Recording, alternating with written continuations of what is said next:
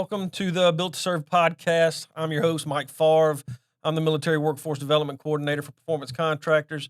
I'm here with Staff Sergeant Kade Reich, who's an intern with us. Been with us here for a while now. I'm gonna let him give an opportunity to introduce himself. How you been? What you doing? I'm good. What's going on? Good. Right now I'm in school, so I've been with Performance for about a year now. Okay.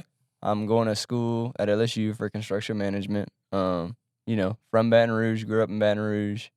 My parents had me when they were in college, so my grandma would take care of me while they were finishing school. Okay. Well, originally I was born in Monroe. They went to ULM. My dad was a cop. My mom working physical therapist. And then they graduated, moved to Baton Rouge. My dad was also military. In 2004, he deployed. Just had my sister. They were in the invasion of Iraq. Okay, was he in the Army? Yes, sir. Army infantry. He was a platoon leader at the time. Okay. So, always grew up, Roman Catholic family, mom's side, super religious. Dad, super strict, with the military. He raised me the right way. And growing up, grew up here in Baton Rouge, went to Dutchtown High School, played all the sports, football, track, soccer. Had a good time. Always knew I wanted to join the military just from my father, and I don't know, I guess it was just in my blood. Yeah, you want to follow his footsteps. Yeah, I get it. yeah. I get it. Like, even when I was a little kid, like, they'd be like, what do you want to be when you grow up? In, like, primary school. And I'd be like, I want to be an infantryman. And they're what is that? And, like, I want to go shoot people. That's right. And they're like, you can't say that. Right. But I just always knew. And then when I was time to graduate in 2017, that's really when my dad stepped in, because I was going to go active duty, on the enlisted side. Gotcha. He was like, no, go to school, get your degree with the Guard, the Army National Guard. Yep. Commission, and then get your degree first. That was big priority. And at the time, I was like, man, screw this. I don't want to do that. I want to leave. But now, looking at where I'm at now, he made the right call. Okay, so you're a staff sergeant. Mm-hmm. You're in college at LSU. So how old are you? 24. All right, you're 24 years old, and you enlisted at how old? 18. All right, so 6 years. Yes, sir. And you're in E6. Yes, sir. In the U.S. Army National Guard. Mm-hmm. How does that happen? I mean, literally, that's unheard of as far as I'm concerned. I mean, I got out. I did 6 active, 2 inactive, right? And I got out as an E5, and I considered myself to be one hell of a sergeant, right? So you doing 6 years so far, and you're already E6. How does that happen? Going back to, I guess it's just the way I was raised, the environment I was brought up in. Right. My dad, hard work. No one's going to do it for you. You have to earn it yourself. And, at the time, being a young man or kid in high school, I was like, why is he always on me? Why is he doing this? But going through what I've been through and looking back now, he prepped me, That's right. Doing it on my own at 16 when I wanted my first vehicle. He's like, you get a summer job, you're going to buy your own vehicle, So I bought me a little Jeep. He just taught me how to work on my own. And then that's right. Going into the military, a lot of guys, especially at basic training, it's like a reality check. Mm-hmm. I was already ready for it. I was prepared. That's right. I hit the ground running. I was actually, how you're supposed to rotate leadership positions at basic training? Yep. Me and my buddy who just got out of 75th Ranger Regiment, I was platoon leader, he was platoon sergeant the whole time through. Like, we did such a good job, the drill sergeant just kept us in our positions, and then they would rotate the squad leaders. So, got the leadership experience from basic, came out, and got to the Guard unit. And, the National Guard, they have a lot of mixed personalities, per se. All right. You get the lazy people who are just there to be your there. AGR guys. Yeah. Yeah. Active Guard Reserve, I'm sorry. Yeah, to get the check the box, and then there's the guys that are motivated and want to be there, and the Guard recognizes those guys. So I showed up, and no joke, my first drill, right? I show up all that's right. Parade rest, ready to go, hoo, and they're like, dude, chill out. Yeah, this is the Guard, man. Yeah. Right. Took my PT test, maxed the PT test, and my my company commander at the time was a tabbed. He tight end in college at McNeese, stud, jungle school instructor, and he had just took that command when I showed up. Okay. So he singled me out, as a E2 or whatever I was. He was like, you're gonna be my RTO.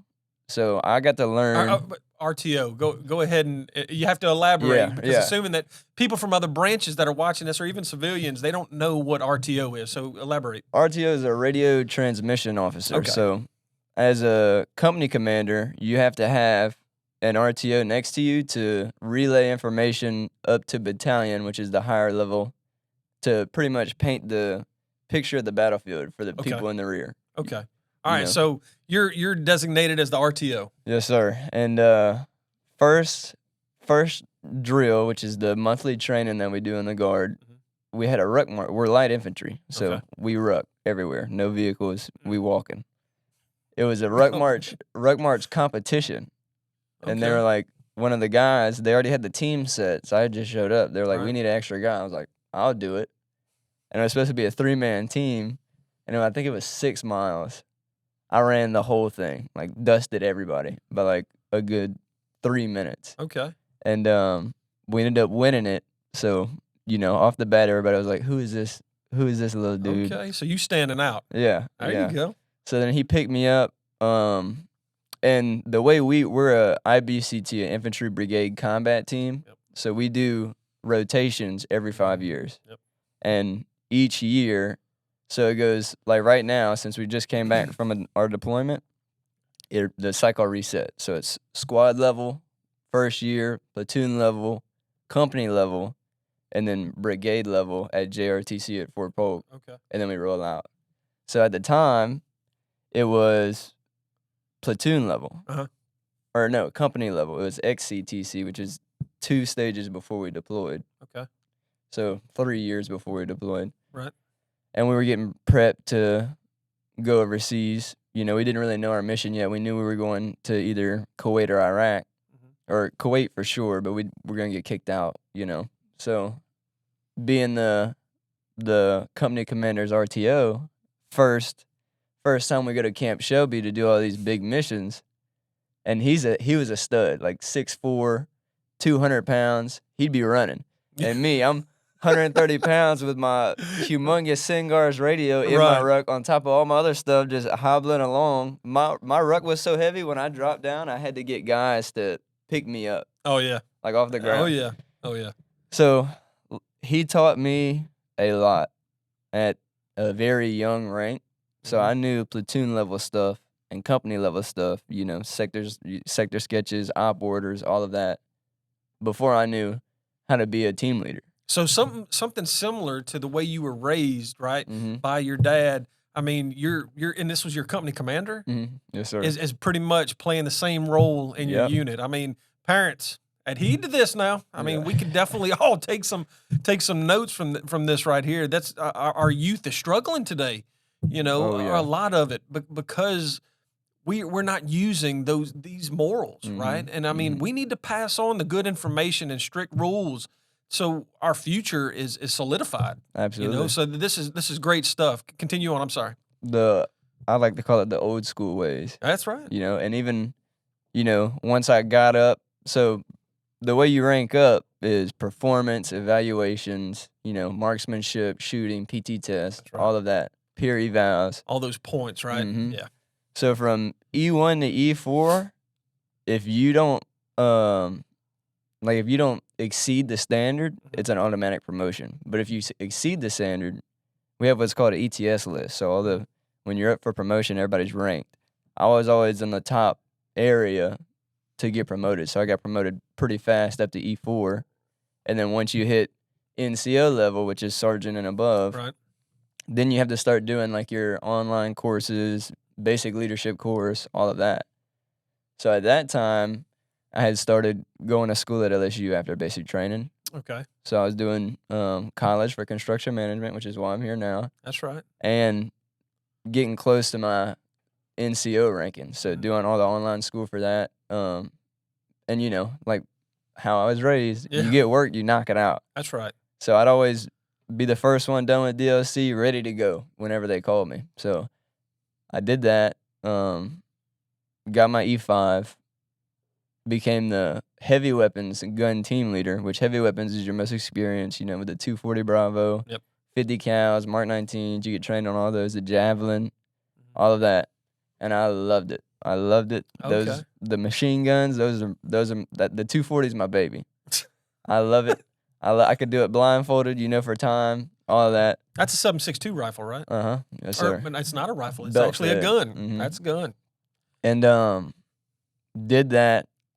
Loved it. So now we're at JRTC at Fort Polk, which is the culminating event that your whole brigade gets evaluated on to see how you can perform overseas. So it's a month-long training exercise in the box at Fort Polk, running missions, hitting villages, doing all that. And that's where I got to really show what I knew, how to emplace my gun teams. And the cool thing about being the RTO when I was at the lower ranks is I knew how to, call for fire, set TRPs, do recon, doing all the stuff that my commander had told me to do. Sure. So support by fire, our gun teams, we're up and we can see the whole objective because we have to lay down fire for our guys to maneuver onto the objective. Right. So I'd mark TRPs down just on my notebook on the side, on like target reference points for the people who don't understand. It's where, like let's say you got a road coming into the village or whatever, you want to set some TRPs there for the mortars in case, vehicles start coming in. That's right. So I was doing kind of like a hybrid RTO/gun team leader job at the time. And, I loved it. We did a great job. We did really well, especially for a guard unit. There's a stigma with the guard unit. That's one thing I do like about the Louisiana boys is we got some solid guys. We got some. You can't say just boys because you got girls in there too. Yeah, men and women. Men and women. There you go. We got some solid soldiers. There it is. Yeah, I love it. So we performed really, really well at JRTC, and then we found out what our missions would be. We'd be going to Iraq and Kuwait. We'd be the QRF in Kuwait for pretty much CENTCOM. That's quick reaction force. Yes, right? quick reaction force. So we trained, hot loads on the UH-60 Blackhawks, all of that.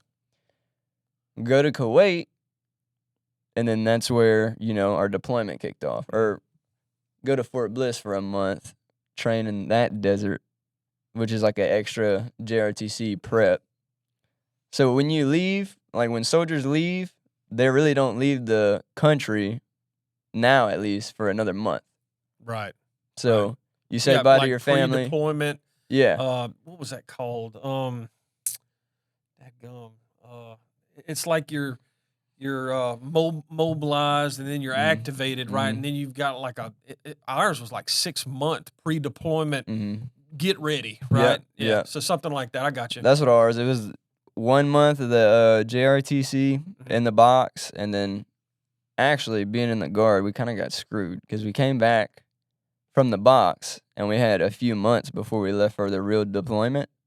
And that's when Hurricane Laura smoked Lake Charles. And being in the guard, we have to activate and go help the community. So for 2 months before we deployed, when we were supposed to be hanging out with our families, we were in Lake Charles taking care of, we did riot control and looting protection. So we attached to LCPD, Lake Charles Police Department, and would patrol and protect the buildings that were all messed up. Right.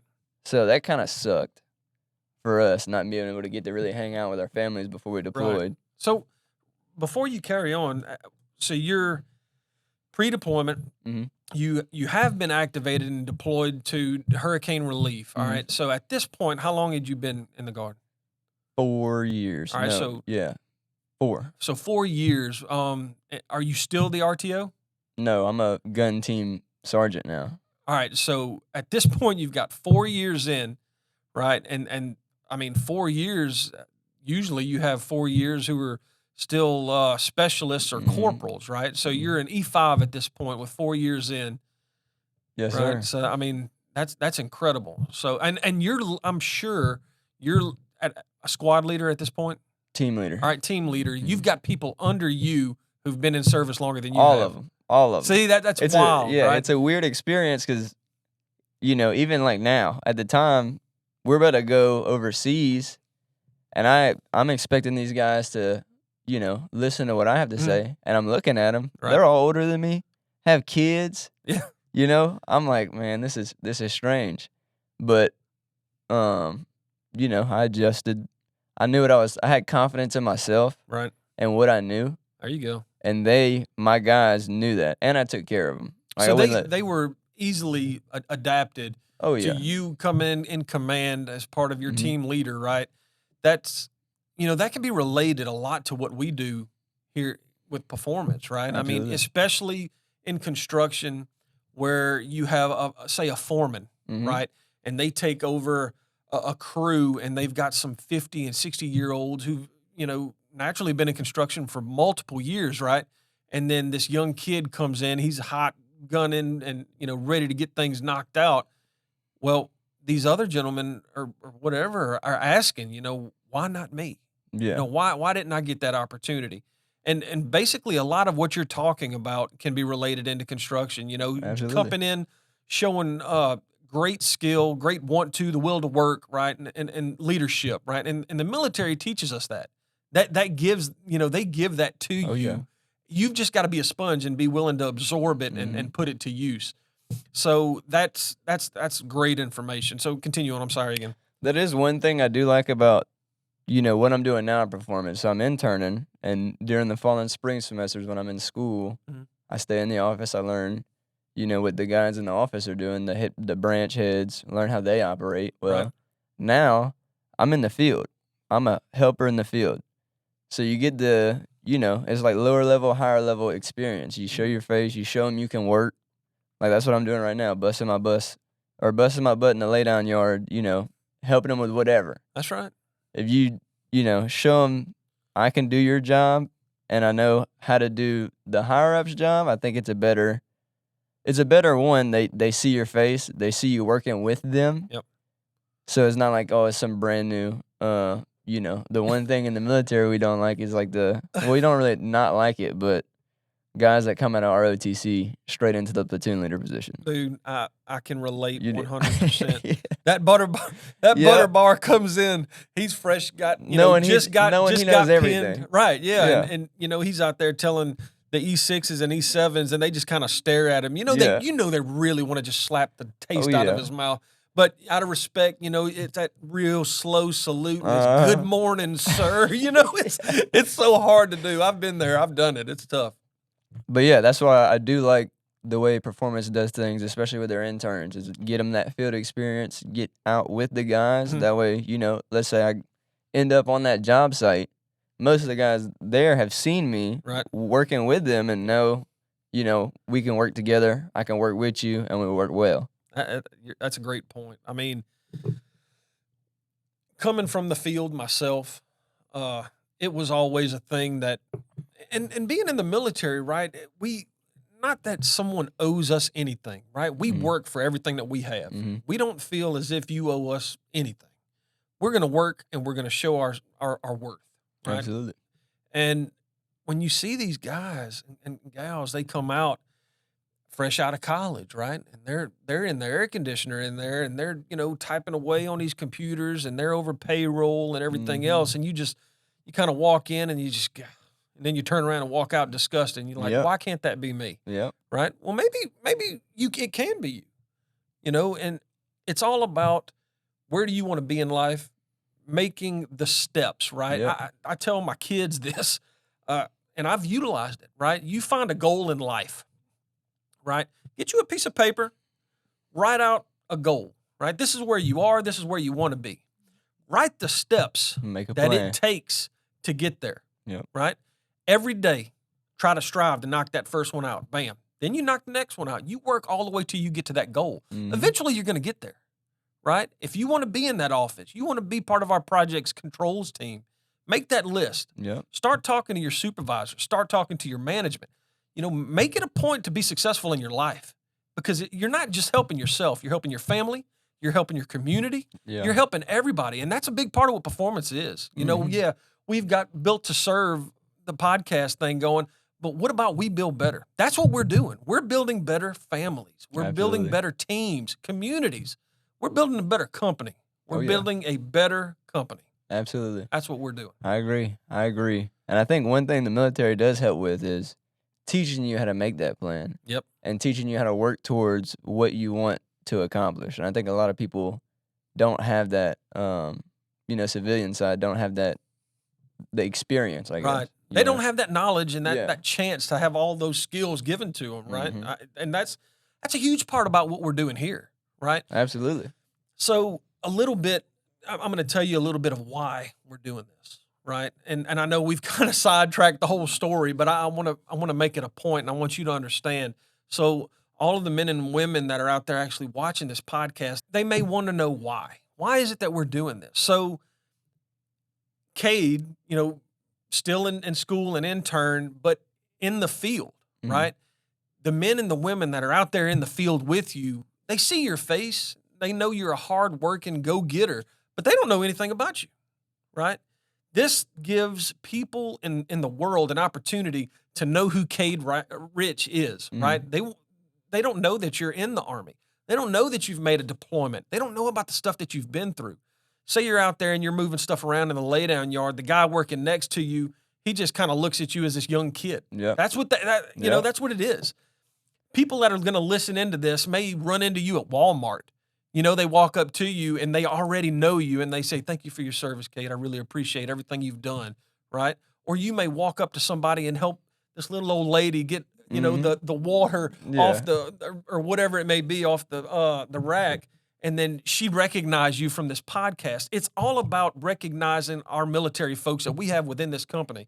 And then the company giving us the opportunity to do this. I mean, it's outstanding, right? Yeah, absolutely. I mean, I can't say enough about our owner, Mr. Art Five, and then, our president and CEO, Mr. Kevin Corville, allowing us the opportunity to do this. And, of course, our VP of VHS, Tori Garrison, and then our director of HR, Joel Timms. The list goes on and on and on, Absolutely. right? And then the man behind the camera over here, Mr. John Emerson, doing all the hard work for us. It's a great team, a great opportunity, and it's all to educate you all, right? To Mr. Kade or Staff Sergeant Kade. I'm sorry, but which that brings me to the next point. I wanted to talk about some things. So every time we're going to do this from here on out, we're going to make it a point for all of our military veterans to come in and bring something that has some kind of meaning in your service or your career that holds sentimental value, right? And then a story to go along with it. I see you actually brought a few things. So if you don't mind, go ahead and start telling us a little bit about it. All right. First thing we got right here is some very fancy Red Ruby, I think it's whiskey. Product of Syria, Red Ruby whiskey, right? Okay. So look. On our base overseas. Ruby? Yeah. Rouby? Yes, sir. Ruby, isn't it? Is that how you spell it? I have no idea. I don't know. Mike Moo didn't speak a lot of English. I know. I get it. It's a pretty bottle. Oh yeah. Well, we weren't supposed to. I had to, customs on the way back. Oh yeah. They check our stuff. So right. I had this buried.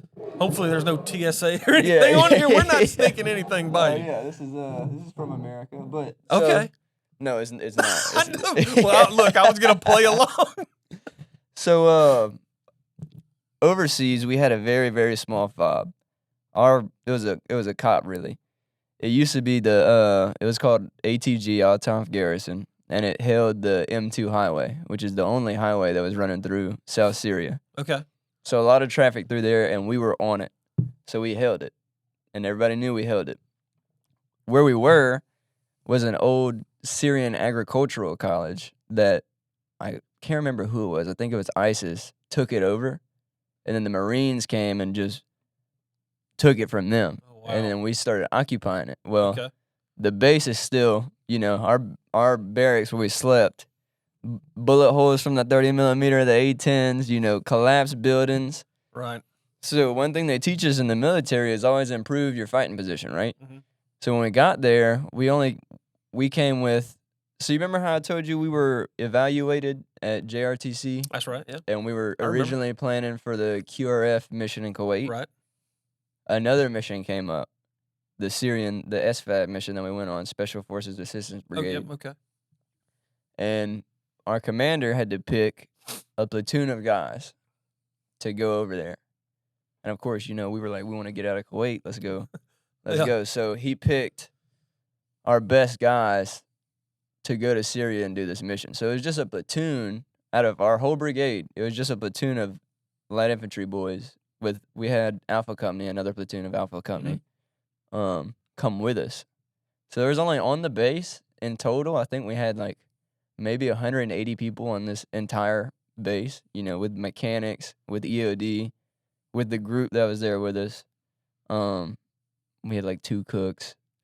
And then our battalion or our headquarters, the top. Okay. Had DOD advisors, all that there. But when we showed up, so one, I don't know what I was thinking. We get on the C-10s, and it was nighttime. And a lot of people don't know this. In the desert at night, it gets cold. Oh, yeah. Cold. Yeah. So we're on the C-10s, and it's nighttime when we land, and the ramp comes down on the C-10, and we dismount, pitch black. And I thought we were going to step out on a runway. I don't know why I thought this. I step out, and we're in the middle of a dry lake bed. And I'm like, wow. We were about to get smoked, like right here on the spot. So we actually, 82nd Airborne was there. Mm-hmm. We replaced them.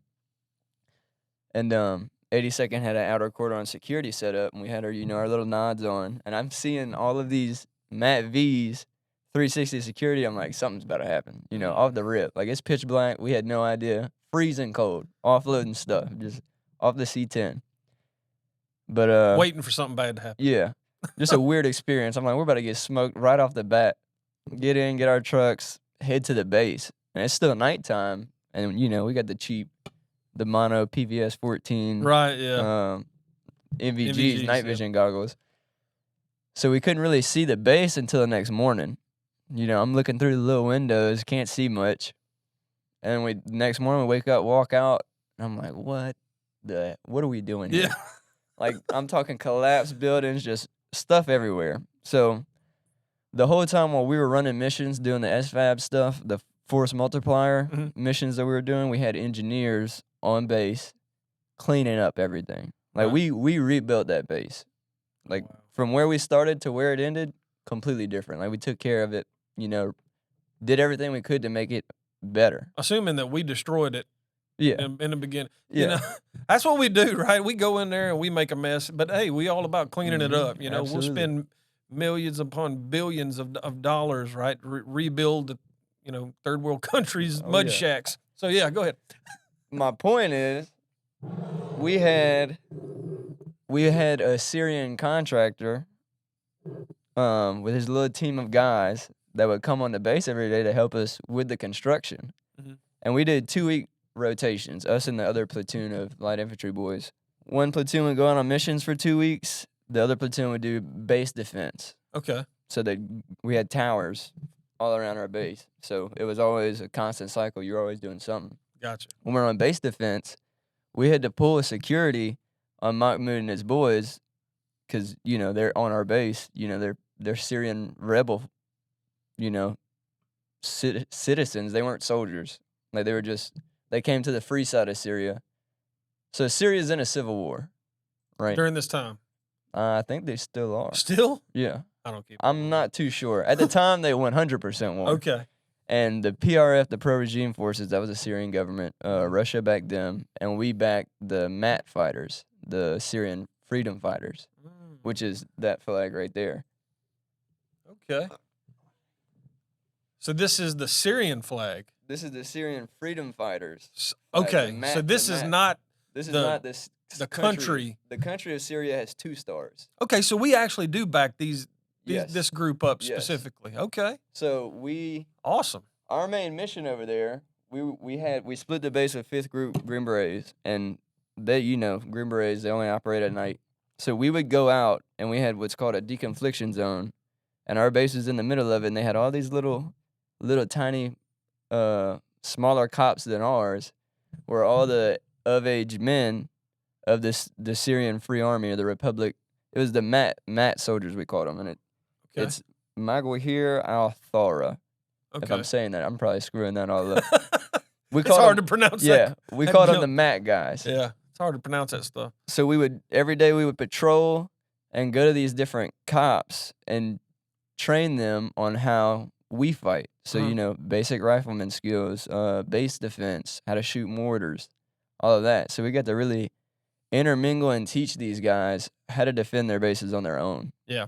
We did something similar. I don't want to talk about myself, but I'm very familiar with what you're talking about. I mean, we did a lot of the same stuff, even in Iraq, from the time we, and I say we as in our army, right? In 2003, when we made our first push, I mean, we took what was willing to come over to us and taught them the United States military way. We had,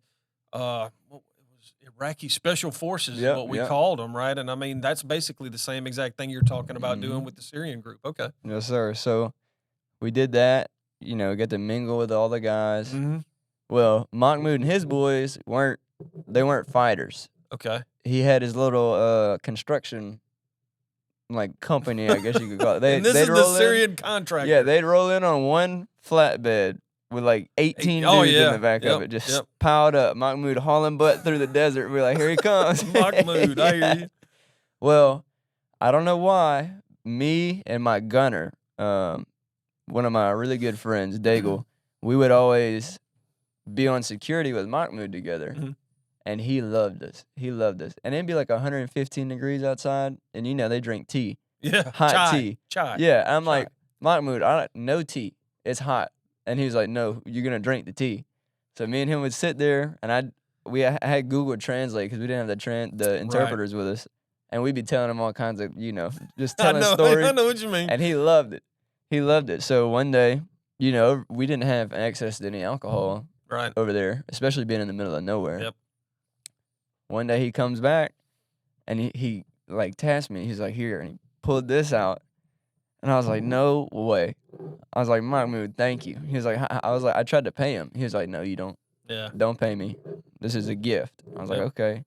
And I'm not going to say when I drank it, but I drank it. Look. Yeah, we've all got stories, right? Oh, yeah. I've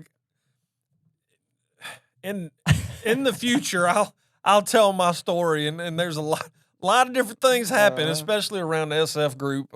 You'll end up with crazy stuff like tattoos and stuff like that. So, I mean, look, no, I get it. And so, while you're there, did they have near beer? We had O'Doul's. Yeah, near beer. That's what we call near beer.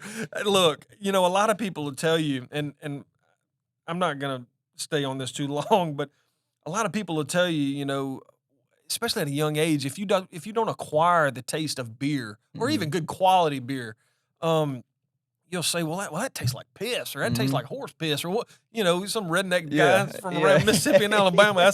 That's how we say it. So that literally, I mean, in fact, taste is. I don't know what horse piss tastes like, but O'Doul's, I don't know how they stay in business. I'm telling you that. The U.S. government. But, well, yeah, you're exactly right. Our military is all about supporting them because, so they say that it is non-alcoholic.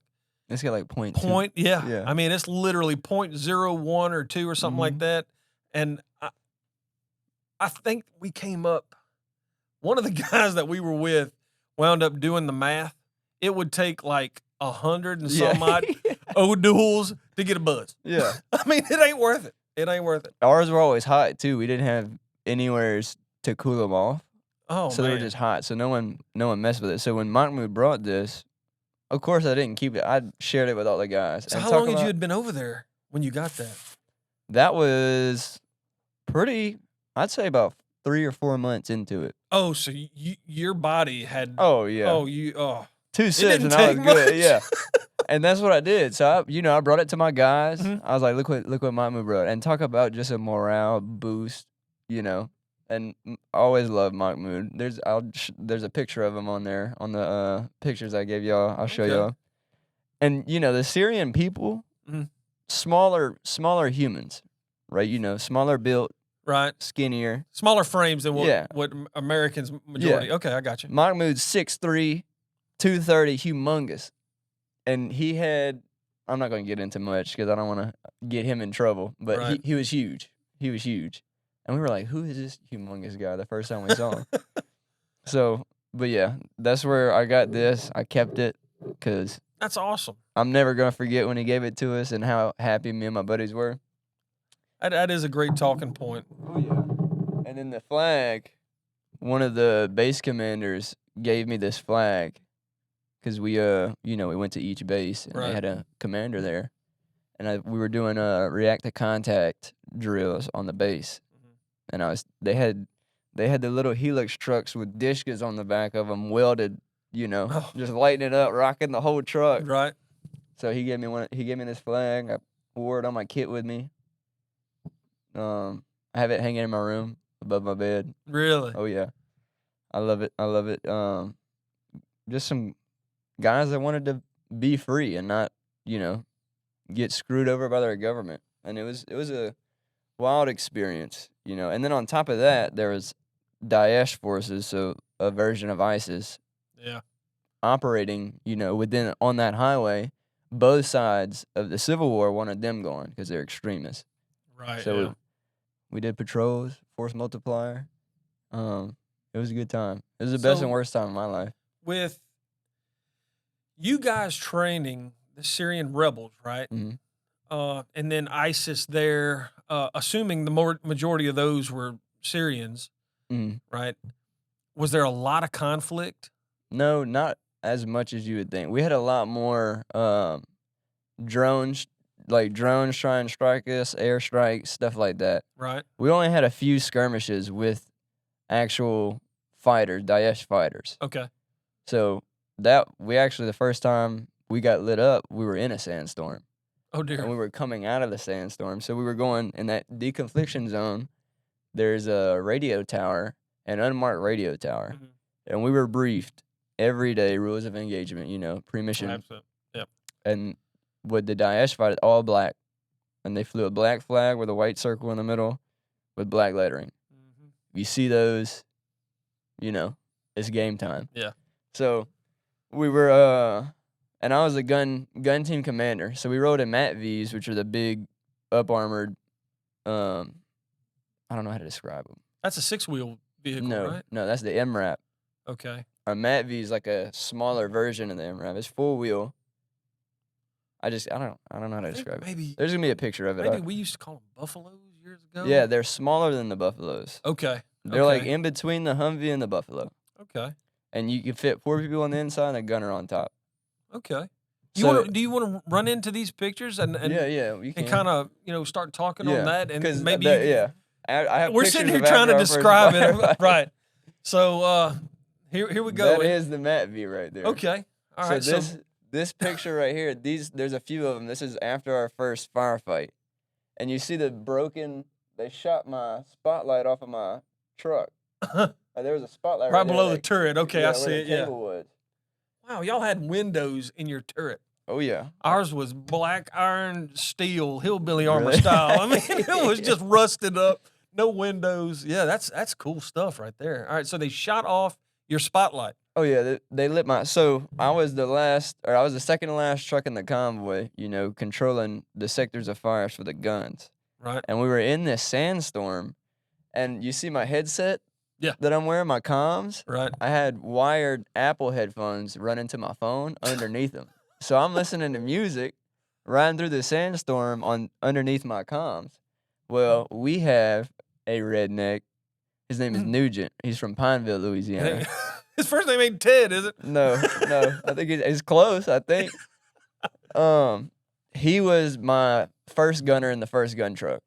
And we're rolling through the sandstorm, and it's a 5-truck convoy headed to this radio tower. Mm-hmm. And I'm still in the sandstorm, and I can't see that far in front of me because, you can't see nothing. Right. Everything's orange. Yeah, that's exactly what I'd say, yeah. It's like riding through Mars. That's what it felt like. Every time we would patrol, it's like we're on Mars right now. It's just a different world over there. Yep. And I'm listening to my rap music, and I'm like, I think I just heard shots. Well, as I'm thinking that, Nugent comes on the radio and he's like, "Hey, we're getting lit up." And I'm like, "Oh, here we go." There's always this one guy. Yeah. I know, right? Here we go. And so one thing, especially being a heavy weapons gun team leader, I talked to my dad about this before I left. I was like, what's going to happen first time you get shot at? He said either two things are going to happen. You're going to go into shock or you're going to go back to muscle memory. That's right. I was like, okay, so how do I make sure my guys do that? He said, train them, stay in their ass. That's right. So when we were at Bliss that whole month before we deployed, like for real, we would run missions every day, but we'd come back to the barracks and, relax, do whatever. Guys would play Xbox, PlayStation, like in the barracks. I had my guys doing gun drills, placing the 240, clearing malfunctions, all of that, barrel changes. And at the time, they were all mad at me. They were like, oh, yeah. Sergeant Rich, why can't we just chill? But I was like, one day you're going to thank me. That's all I would say. One day you're going to thank me. So this firefight starts, or we're rolling through the sandstorm. Nugent gets hit. Well, we're coming out of the sandstorm. And I turn and look, and there's two gun trucks, dudes wearing all black, trying to flank us in helixes, shooting at us. He was like, what do I do? What do I do? And like, light them up. And one of the craziest feelings, I watched every single one of my guns turn and start firing. And I don't know, just something in me, I was like, solid. Yeah. Well, bad thing is, we're rolling with the 50 cals right now. Oh, yeah. And we're in the sandstorm, and we oil our guns up before we go out on mission. Right. Well, that's an open bolt or open face weapon system. Yep. So there's sand all in our 50 that cals. mechanism. Yeah. So the guns start going down. So I'm like, I turn, I'm shooting now. Well, my gun jams, and we were hitting the trucks, and then our PL, our company commander, was on patrol with us at the time. He told us to break contact, so we start breaking off to the right. So me and my boy Daigle, the one I was telling you about, we're the last two trucks in that convoy. Right. So guess who they're shooting at? Oh, yeah. So I'm trying to unjam my 50 cal, and we had COP. I had a gallon of COP in my turret hatch with me. I just took the cap off. Yeah. Just poured it. So I've been there. We broke contact. Daigle's gun went down. He pulled out his M4 he got one of the guys to hand him his M4. So he switched it on full auto and starts just sending rounds. Well, when we broke contact, I couldn't engage the trucks behind us anymore because Daigle was right behind us. So I told my driver, who's one of my best friends, Collins, he's in the pictures too, to hook the truck so I could get shots off. Well, I still couldn't see the trucks, so I swung my 50 cal to the base, where they were operating at, Right. and I started single shotting 50 rounds into the base. And the 50 cal is so big you could see it hidden, blowing holes in the. Yeah. And I told my dad about it. He was like, "You probably smoked someone, cooking eggs, making breakfast." Yeah. They don't have a clue what's going on outside. Just a sandstorm. So yeah, that was my first experience, and it was wild. It was wild. They got close. So right here, the window, my buddy was looking through his window as it was going on, and as he was looking through the windows, they hit the window. And yeah, he scared. It scared him. That's some horror movie stuff. Oh, yeah. Horror movie stuff right there. And they shot the back of my truck. That was after we were breaking contact. Okay. Getting lit up from the rear. Right. And then that one, that's the closest one they got to me. Like that's where I'm right there in the hatch. Yeah. Because right there at that angle, that could have easily bounced especially up. If you would have been pointing a 45-degree angle further away. The ricochet right off of that angle, that could have potentially, which anything could possibly happen, right? But you've got the mindset on the mission. After it's all over with, then you realize, dang, that was really close. Of course, you say a lot of different English. Yeah. I mean, it ain't dang, right? But so right Look here, at this guy. That's me to the left. You see how our pants are? Right. That's COP. Yeah, all the oil? Yeah. When I tell you, so I dumped the gallon of COP on the 50. Well, it leaked down onto my gunner's platform. So I'm like ice skating, trying to turn my 50 cal. Like I don't have any grip in the hatch because it's full of grease now.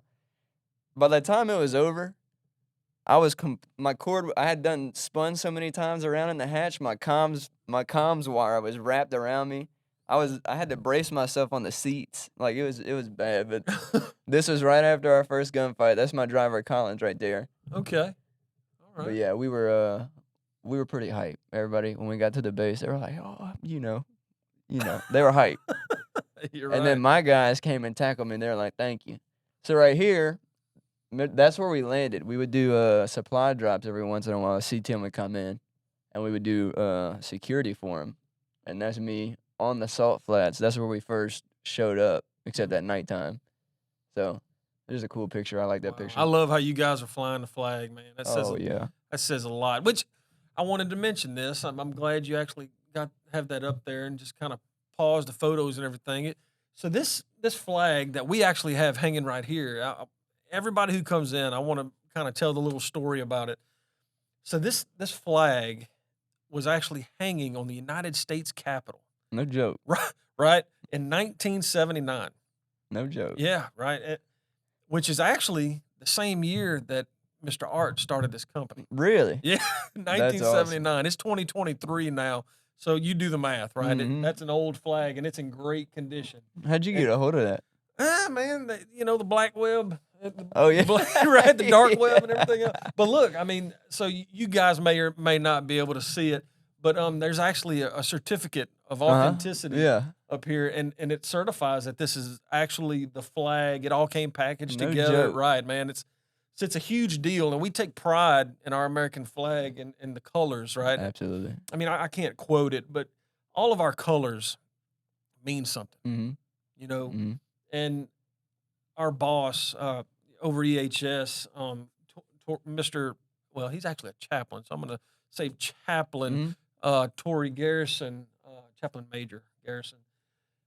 He and I have extensive conversations about military stuff all the time. I mean, it means so much to us as veterans. Oh, yeah. And, the colors, when you're driving down the interstate or the highway or whatever, and you see this, I mean, the bigger the better, right? Mm-hmm. This thing's standing 100, 150, 200 foot tall, and this huge American flags flying in the wind. I mean, there's no better feeling in my heart, right, to see that thing and know what that flag has withstood and what it stands for. And what it stands for. Absolutely. I mean, there's not enough. And when you honor this flag, when you stand for this flag, it says a lot about you as an individual, right? Not necessarily a veteran. You as a person, a human, an American. Yeah, and that's what we as a company look at.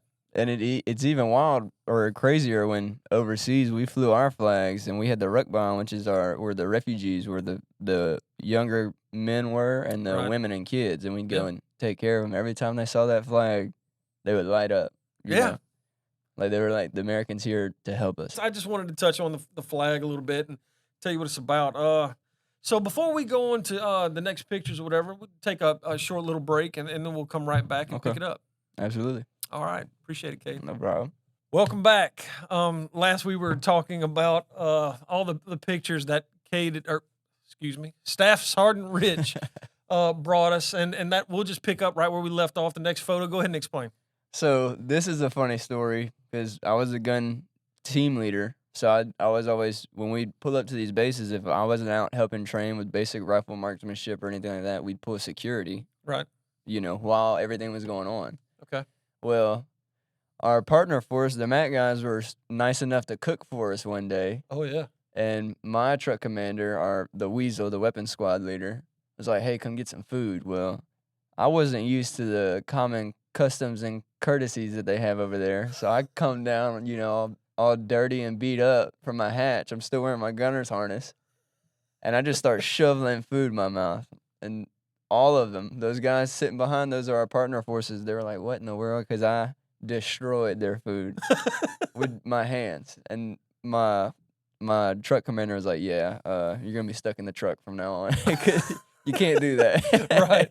Right. Well, I bet that thing was good. Oh, yeah, I tore it up. And I bet it tore your belly up, too. Oh, yeah, I had double stacked the tortillas that they had or the pita bread and then just piling stuff and just shove it in my face, and they're like, golly, like, the dude's an animal. Yeah, we learned the hard way too. So a lot of times we would have like local nationals that would, and not just me. I mean, this is everybody that goes overseas, especially in Iraq. I can speak to this. If you're in a large fob, not so much probably, but the smaller fobs like we were in, the local nationals literally live, Yeah, 100 yards away from the Yep. wire, and they're all the time coming up to the gate. And the only two things that they understand in English is during the time that I was there is Red Bull and cheeseburger. That's Yep. it. That's all they spoke.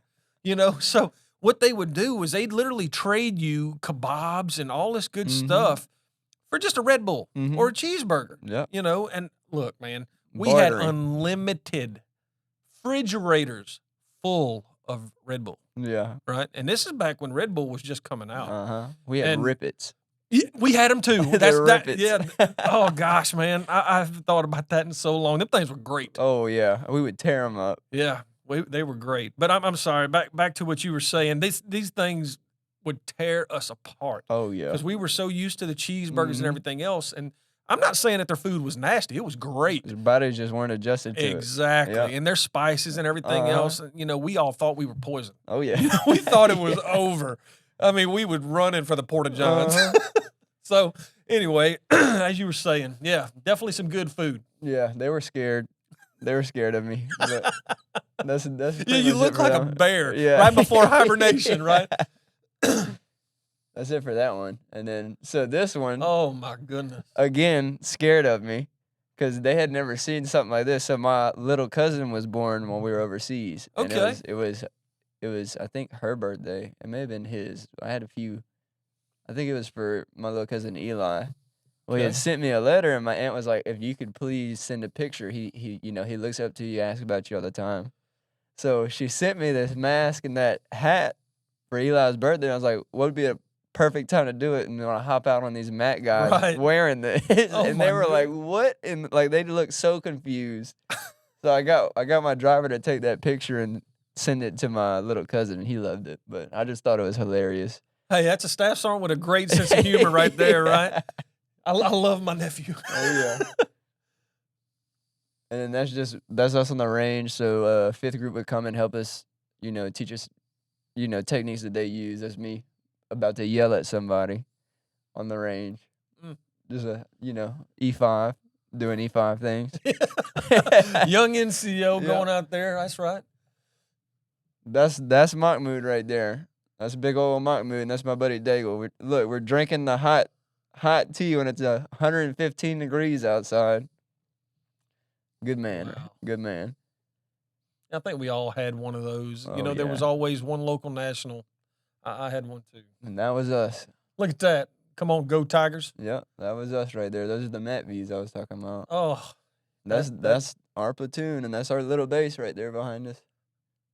I love I don't know if you guys were doing a burnout on some purple. That's our smokes. We had smokes we threw. Really? Yellow and purple smokes, yep. That's outstanding. I love that. Those are the boys. And then, so these are the kids in the refugee camp, the Ruckbahn, we called it. So we would do patrols over there, bring them water. Our well, where we would refill our water, was over there too. Okay. We go do checks. We'd bring the medics. We had female medics to, go help the women and the kids. I got you.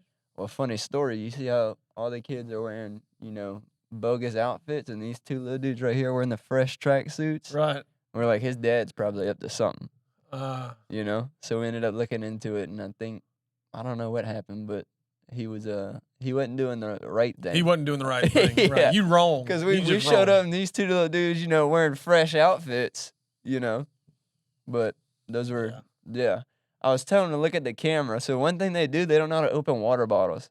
So they just stab the water bottles with rocks and then spray it in their faces. Oh my goodness. So I was like, look at the camera, man. We're trying to take a picture. But he had no idea what we were talking about. I got you. Cool. That's actually, so remember how I told you my dad was prior, like Right. he prior service did 20 years. Lieutenant Colonel there. Yeah. That was our ground force commander, and he was one of my dad's buddies overseas. Oh wow. So, just small world, getting to serve with him all the things he told me about my father, and you know, him getting to see me and my dad. You know, it's just cool. The next generation, right? Yeah, coming up, young NCO. That was right when we were leaving, actually. Wow, that's awesome. You don't look like yourself without the stash, right? And then this is my driver, of course, my best friend. You know, it looks like y'all a little more than best friends. Yeah, helped me out in a bunch of situations, but I just picked this one. You know, the camaraderie that you get over there. You know, it's something it's something when you come home you miss. Yep. You know, but you keep in touch with your guys. Absolutely.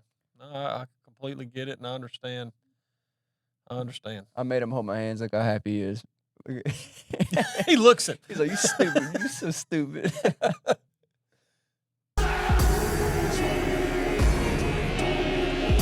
I edited all this myself.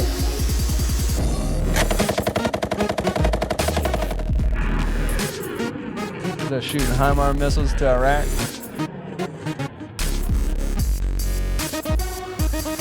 The sail playing. Yeah.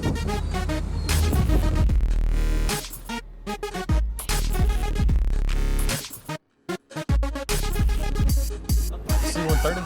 C-10. C-10. That was us getting it right there.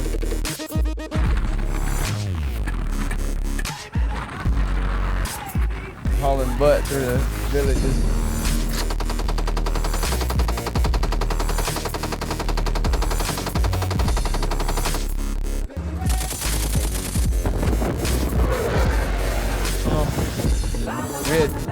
That's our PJs right there. I don't know if you can tell, they're smoking some gun trucks. You see the rounds bouncing out? They're in helicopters. That's the boys. That's me test firing the 240 before we go out on mission. We had 2 jets that would always do route reconnaissance for us. They were on mission with us every time. Sandstorm. Oh, yeah.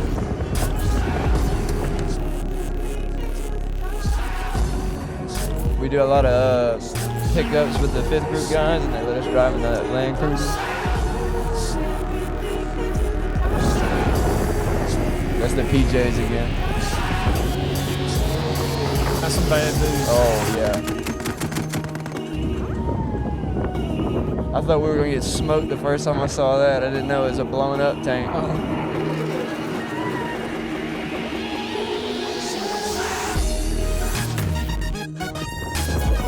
Gotta love the mortars. When I tell you those boys were flying low. Oh, yeah. That's the where we do all our pickup. That was right after our first firefight.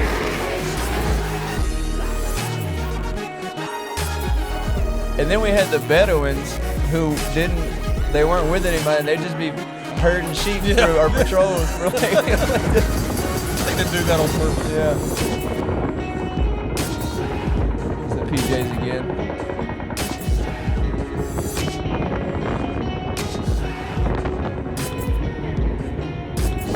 You see him marking it with the IR? Yep. And the helicopter.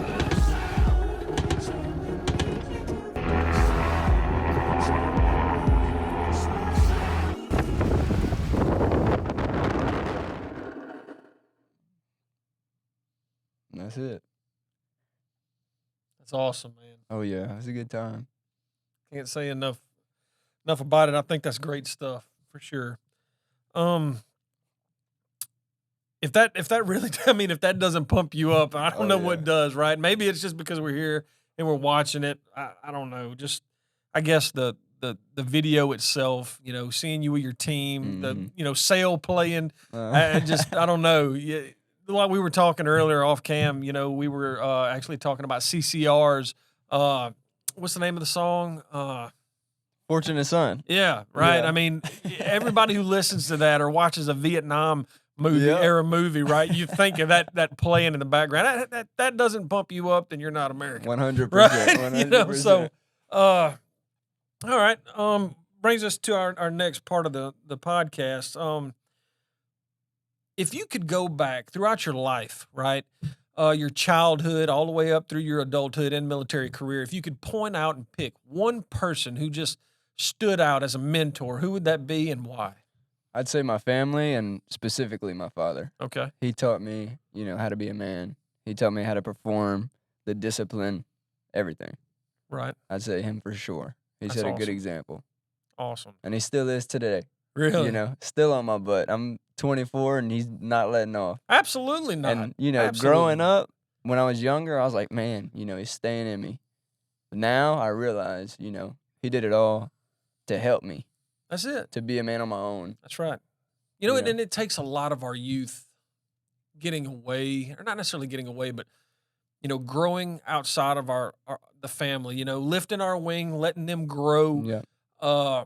and finding their own way, right? Absolutely. And then they realize the value of all the years worth of, just hard love, especially with boys and young men, right? Now, girls and young ladies, it's a different story, right? And Yeah. of course, we have some we want to join the military, right? And then we have some that we don't want to join the military. You're way too kind-hearted, baby. That's what I tell my daughter all the time. But my son, he just disciplined and Yep. trying to drive it home, right? And that's the same thing that your dad probably did with you, 100%. teaching you all the things that you needed to know and do to succeed in life. Absolutely. Right. So I completely understand and I completely respect that, and I respect your father for that as well. Absolutely. What was his rank when he come out? Major. Retired as a major. Oh, so he was commissioned. Yes, sir. Oh, He did. wow. He went up to E6 and then went over to the officer side. Have you ever had to salute your dad? No, he was out before I got in. So you never did it. I think I did it basic training when I graduated. Woo, boy. Oh yeah. That would mean something. That Absolutely. definitely means something. I want to mention something else. Have you ever been coined before? Absolutely. Got it. Okay. Yes, In the sir. military, of course, with you only having 6 years in service, being an E6, you better be coined by somebody. Yes, So, sir. little side story. My boss of EH&S and the military workforce development department, Tori Garrison, right? So I was saying he's a chaplain, right? And he's in the Air Force Reserve. So he's also, I guess, like a pastor at a church. And being a major, you don't necessarily have a coin made. It's like colonels and generals and everything else. But as a chaplain, he and I were talking about it, and I was just like, you're a chaplain.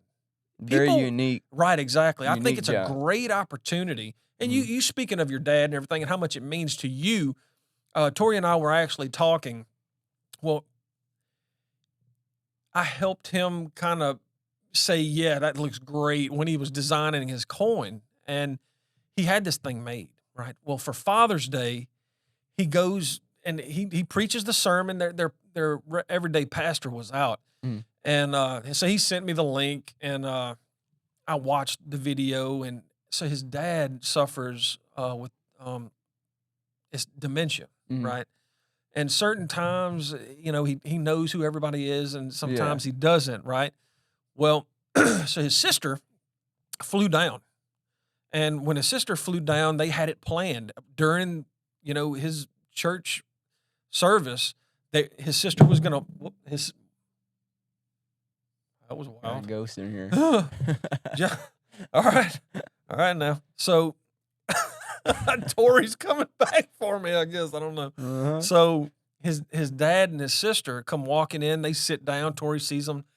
And his mom there the entire time, and I think he was telling me that she was all to pieces. It was just an emotional service for Tori especially. Yeah. And so Tori puts his coin up on the screen, right? And he's explaining to the congregation about this coin.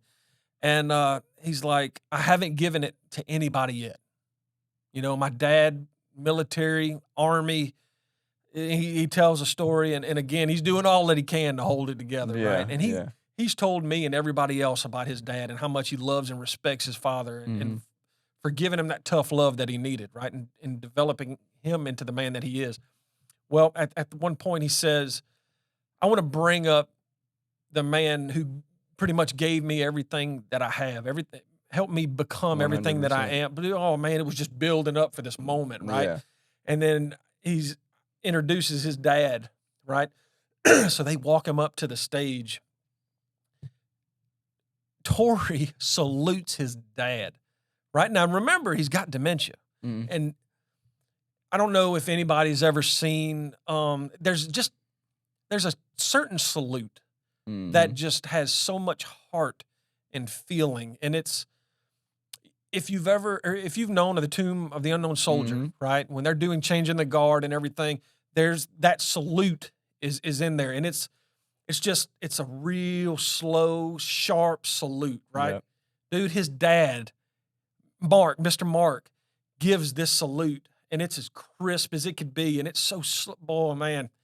It was just one of the most emotional things I've ever seen, Yeah. Oh, right? yeah, I'm sure it And was. during a church, and he coins his dad, the first coin that he ever gave. So you think about it, throughout your entire career, right? This was the first coin that you handed out to an ex-army guy, just humbled. Yeah. It's That's and awesome. not to take anything away from you, I just wanted to Oh, share yeah, that with no. you and help you explain.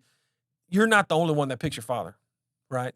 I mean, my boss picked his. Most of the people that we talk to and are going to interview are probably going to say their father, and Yeah. that's because the life that they helped us live, and they've guided us to this point. Set me up for success. That's exactly right. I That's got exactly a story about the coins as well. So Okay, go I ahead. got a bunch, from the deployment, my performances, schools, all that. Like best warrior competition Yep. when I won the brigade and then the state one. Um, the most important one I ever have is my father's coin. He coined me right before we left for the deployment. And Wow. that one's on the front always. Absolutely. So yeah, that reminded me of, Mr. Torrey and his father. Yeah. So Yeah. That's outstanding.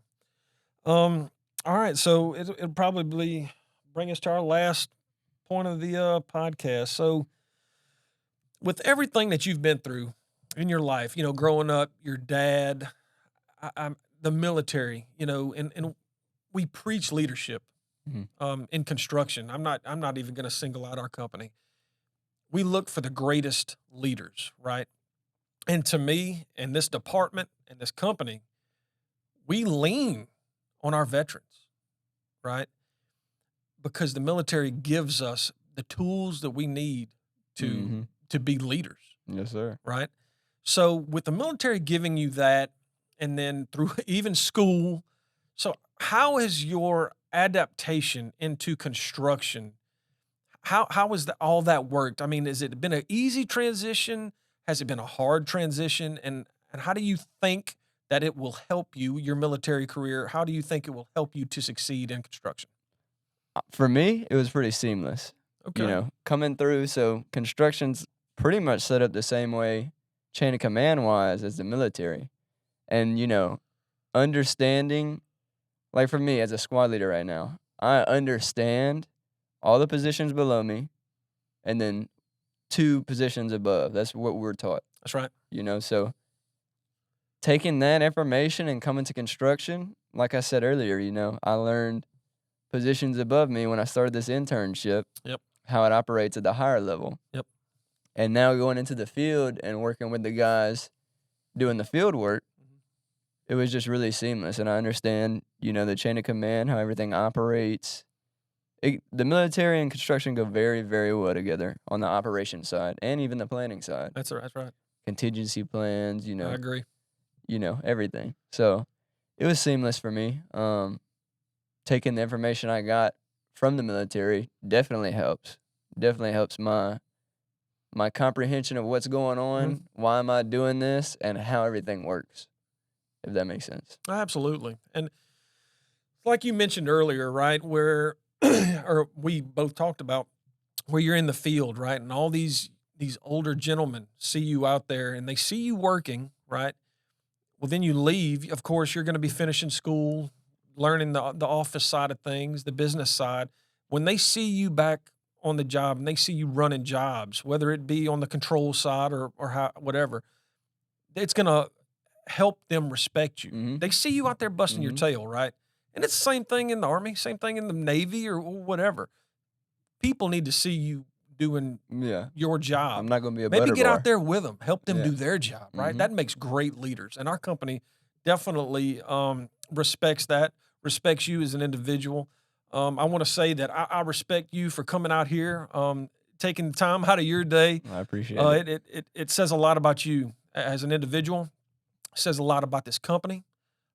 Says a lot about your military unit. I mean, as we've seen, it's been super extraordinary. I can't say enough about what you guys are doing for our country, of course, Yes, and the sir. state of Louisiana.